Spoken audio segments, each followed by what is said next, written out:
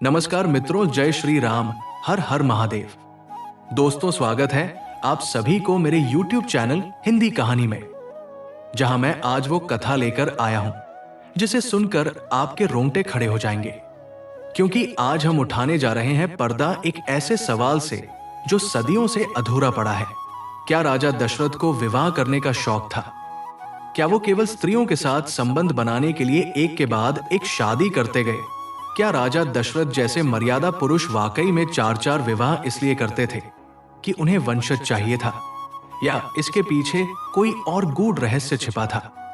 और आखिर क्या कारण था कि अयोध्या जैसा धर्मनिष्ठ राज्य चलाने वाले राजा को, जो न्याय, धर्म और मर्यादा के लिए जाना जाता था, खुद को 4 बार शादी करनी पड़ी?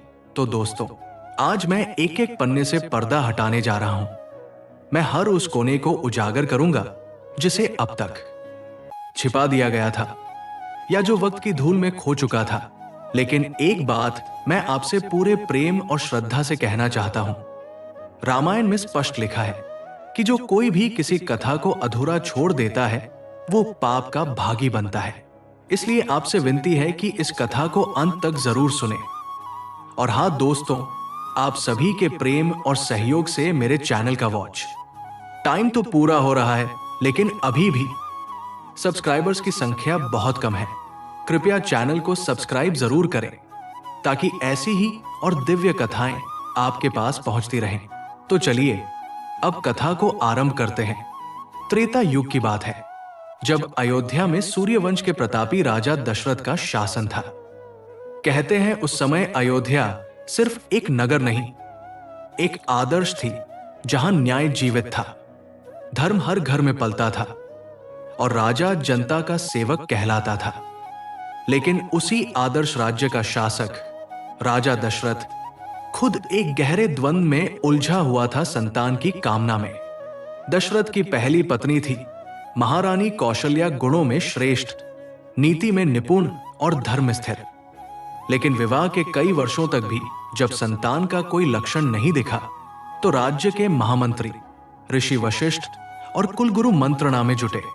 लेकिन यहां गौर करने वाली बात यह है कि सिर्फ संतान की चाही वजह नहीं थी।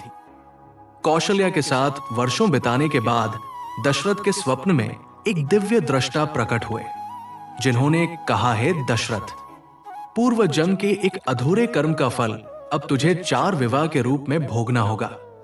तभी तेरा वंश आगे बढ़ेगा और तभी त्रेता का महान कार्य संभव होगा। और यहीं से शुरू होता है 4 विवाहों का वो सिलसिला, जो सिर्फ प्रेम या शारीरिक संबंध की लालसा नहीं थी, बल्कि नियति द्वारा लिखा गया पूर्व जन्म का परिणाम था। दूसरे विवाह में दशरथ ने कैके देश की राजकुमारी कैकेयी से विवाह किया। आप सोचेंगे अचानक से कैकेयी क्यों? तो दोस्तों सुनिए ध्यान से एक बार, जब दशरथ शंबरासुर के विरुद्ध युद्ध कर रहे थे, तब कैकेयी ने युद्ध भूमि में उनकी जान बचाई थी। युद्ध के बाद दशरथ ने 2 वरदान दिए थे और उसी समय शक्ति और साहस के प्रतीक के रूप में उन्होंने कैकेयी को अपनी पत्नी बनाने का निर्णय लिया। लेकिन इस विवाह के पीछे भी एक रहस्य था, क्योंकि भविष्य में राम को वनवास भेजने की जो लीला होनी थी, उसके लिए कैकेयी का पात्र अत्यंत आवश्यक था। यह विवाह केवल रानी प्राप्ति नहीं, राम की लीला का मंच तैयार करना था। अब आते हैं तीसरे विवाह पर। सुमित्रा, शालीनता की प्रतिमूर्ति, सेवा और समर्पण में सर्वोच्च। सुमित्रा से विवाह केवल एक धर्म या संतान की लालसा नहीं, बल्कि एक ऋषि की भविष्यवाणी के पूर्ति के लिए था। ऋषि ने कहा था, जब तक तुझमें नीति, शक्ति और त्याग का त्रिकोण नहीं बनेगा, तब तक दिव्य संतान नहीं जन्मेगी। कौशल्या नीति की प्रतीक थी, कैकेयी शक्ति की और सुमित्रा त्याग की मूर्ति थी। तीनों के बिना वो ब्रह्मा यज्ञ अधूरा रहता। लेकिन रुकिए, कहानी यही नहीं थमती। कुछ कम ज्ञात ग्रंथों और पुरानी जनश्रुतियों के अनुसार दशरथ का चौथा विवाह एक सीमांत क्षेत्र की क्षत्रिय कन्या से हुआ था, जिसका नाम था श्रुतकीर्ति। इसका उद्देश्य था अयोध्या के उन क्षेत्रों को वश में लाना जहां विद्रोह की चिंगारी थी। यह विवाह एक राजनीतिक चतुराई थी। जिससे अयोध्या की सीमाएं सुरक्षित हों और राज्य की अखंडता बनी रहे। अब जरा सोचिए, क्या ये सब केवल संबंध बनाने या पुत्र प्राप्ति के लिए था? नहीं दोस्तों, बिल्कुल नहीं। दशरथ का हर विवाह एक आध्यात्मिक योजना का हिस्सा था। वो केवल एक राजा नहीं, वो त्रेता युग की उस स्क्रिप्ट का पात्र था जहां हर व्यक्ति का काम, हर कदम रामावतार की नींव रख रहा था। अब ध्यान से सुनिए, जब चारों रानियां एकत्र हुई, तब दशरथ ने कुलगुरु वशिष्ठ के आदेश पर एक विशेष पुत्रेष्टि यज्ञ करवाया।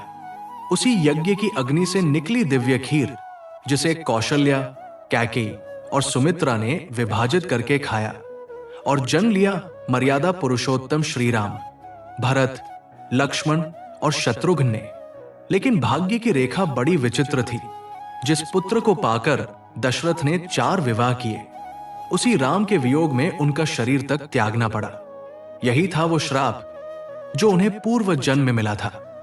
कहते हैं, जब दशरथ पूर्व जन्म में एक मुनि थे, उन्होंने एक स्त्री से विवाह का वचन देकर उसे त्याग दिया था। वो स्त्री तपस्विनी थी, जिसने श्राप दिया था, अगले जन्म में तुझे 4-4 विवाह तो करने पड़ेंगे, लेकिन उस विवाह का फल तुझे नहीं, पूरा विश्व भोगेगा। तू केवल माध्यम बनेगा उस मर्यादा के लिए जो आने वाली युगों के लिए आदर्श बनेगी। तो दोस्तों, यही है सच्चाई। राजा दशरथ का 4 विवाह करना कोई लालसा नहीं थी, बल्कि पूर्व जन्म के कर्म, भविष्य की योजना और ब्रह्मांड की लीला का एक अटूट हिस्सा था। जय श्री राम। धन्यवाद।